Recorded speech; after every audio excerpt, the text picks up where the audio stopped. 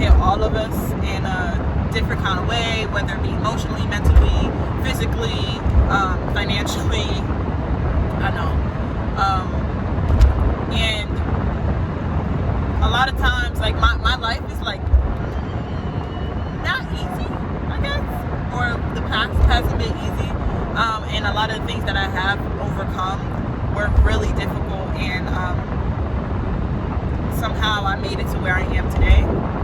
And I would never say that I made it here completely alone, but I can say that I had my own back, you know, the majority of the time. Dang, I think it's a little rash. Alright, so step 1, how to pick yourself back up. First thing we want to do is allow yourself to feel those emotions. A lot of us feel like, dag, something really bad just happened, and I gotta figure out the solution to it right now, and that's that. And that's incorrect.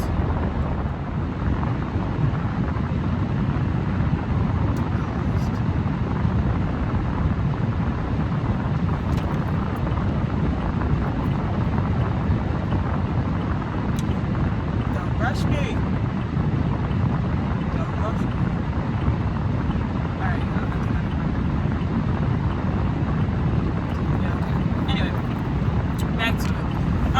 Yes, so allow yourself to feel those emotions because they exist. We need to acknowledge our feelings first. So I have an issue with not wanting to cry. I want to keep it all bottled up, but when we do that, it's kind of just holding in, let's think of it as like a black ink, right? And that black ink is all of the negative emotions and sadness that you're feeling and disappointment that you're feeling. Jesus! That you're feeling. And if this black ink is inside of us and we want to keep it bottled up, then it's just going to discolor everything that's inside of us, right? We need to let those emotions out and thank you, and feel them. It's okay to cry, male, female. Really? People just don't know how to drive nowadays. Like, you saw that I was trying to go over. Keep right, then keep right to merge onto I-78 West. Wow. Go. Keep right to merge onto I-78 West toward Clinton. Yeah, I'm about to, you know, breathe, stretch, shake, and let it go. Second step. After you already felt all of those emotions, you need to assess the situation. So you got to cry. You know, you cry for an hour, you cry for a day. Now you want to assess the situation and how serious it is. Thank you, Siri. Right? You want to start putting together your game plan. All right, I lost my job. I cried about it. Everything can't be fixed overnight. What's the next step? Okay, what kind of job can I get next? When am I going to get my next check? All of those things you got to assess. That's the next step. You got to figure out how serious is this situation and what am I going to do to get myself some help. Step number 3. After you already assessed your situation, you wrote everything down. Please go around me. Yes, sir. Go around me. Because it's me and you on this highway. And you, I don't. That was not nice. It was not nice just now. His little thing, please. Anyway. After you already assessed your situation, the next thing you want to do is go after it. What's your next step? You already wrote it down? Go after it. You need to put all the attention that you had, that negative feelings, you're sad, you're upset, put that into something positive and go after that first step in fixing the problem or finding the solution or talking to the person that you had a falling out with. When I assess my situation and I'm like, wow, this is bad, and I need to find like a solution, I write everything down, and then the first step that I put everything into it. It's really, if you feel like you only got yourself and you got nobody else to depend on, then you got to depend on yourself and you got to put everything into it.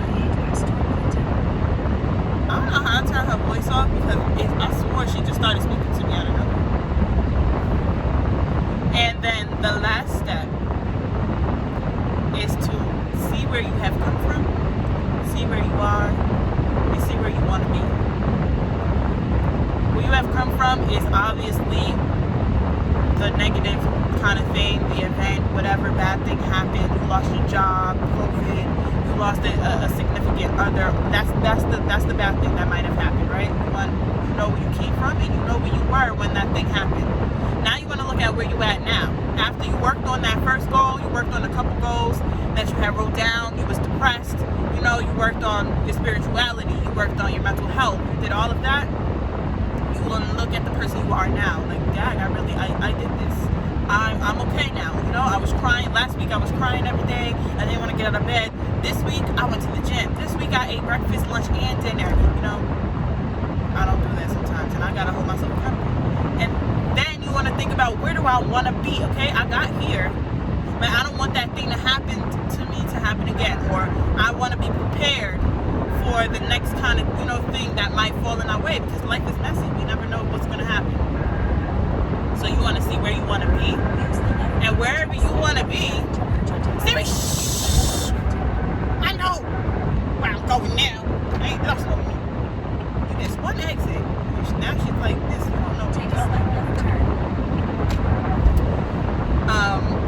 You want to exceed your goals. You done? Back to my video. Thank you, Siri. You want to assess your goal, and you already got a couple steps written down, because we did that back in step number 2. Step number 4 is really the easiest part. It's going after the better you. The person you are right now grew from the person you were last week. The person who was crying last week. You're in a different position now. So now you want to think where you want to end up and go after that.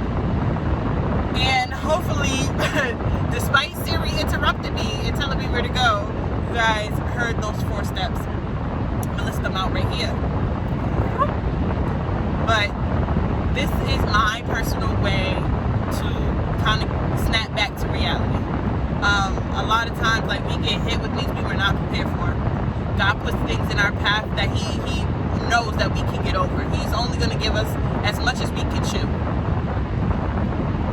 It's hard for us to understand that in the moment, but with these 4 steps, that's at least how I have made it to where I am now.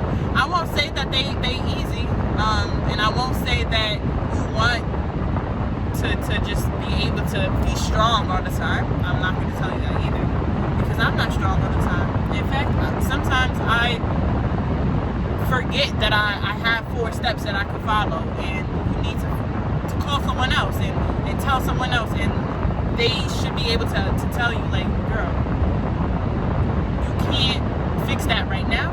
Don't focus on it. What can you do? And you know, that person for me is my best friend or my boyfriend. I called her yesterday and she was like, you can't do that. You can't do it right now, right? So don't stress about it. What can you do?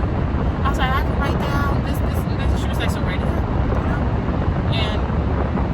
And look at me today. I woke up. I did a little eyebrow ting.